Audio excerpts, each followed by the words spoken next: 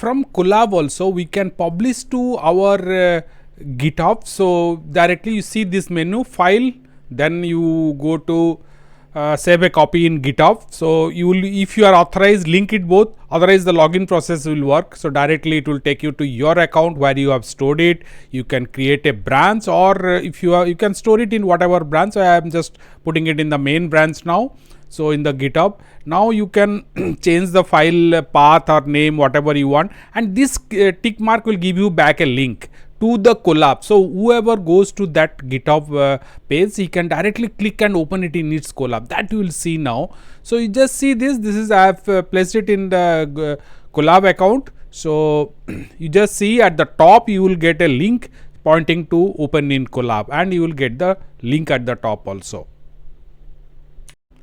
In this particular page you can scroll down and here you can see there is a GitHub link. Is download the above full source code from GitHub or run the code in your Google Colab platform, and how to generate PDF file using dynamic data from SQLite database. This is the topic. The entire code you need not copy it from here. Just click this, you will be taken to your GitHub platform, and you will get the link also at the top.